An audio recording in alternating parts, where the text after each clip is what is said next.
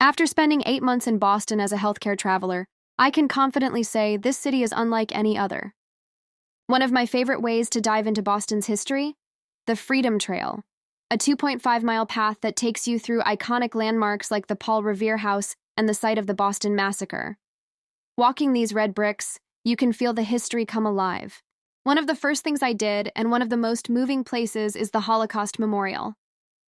I visited 6 glass towers, each etched with survivor stories and names. It's a quiet but powerful reminder of resilience. When I needed a break from the hustle, Boston Common was my escape. And in spring, these cherry blossom trees make the park feel straight out of a painting. One of Boston's newest landmarks is the Embrace Memorial, which pays tribute to Dr. Martin Luther King Jr.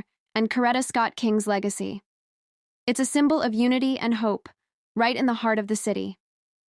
And of course, we have to talk about Faneuil Hall and Quincy Market, Boston's go-to spot for food lovers. I lost count of how many lobster rolls and clam chowders I tried, but I regret none of them. But sometimes I needed to get out of the city, and nothing beats a weekend on Cape Cod. Whether it was exploring the dunes, whale watching, or visiting the famous lighthouses, Cape Cod was my go-to for a coastal escape. Then there's Martha's Vineyard. I took the ferry over and spent a day biking along the coast, checking out the colorful gingerbread houses in Oak Bluffs, and soaking in the island vibes. Absolute paradise. And then there's St. Patrick's Day in Southie. Boston takes this holiday seriously. The parade, the music, the sea of green if you're in town in March. You have to experience it. Of course, I couldn't spend this much time here without visiting Harvard. Walking through campus, you can feel the weight of knowledge in the air. And, yeah, I rubbed John Harvard's statue for good luck. Getting around? Super easy. Boston subway. The T is the oldest in the country. I also got to throw tea into the harbor at the Boston Tea Party Museum. I mean, how often do you get to yell no taxation without representation and actually mean it?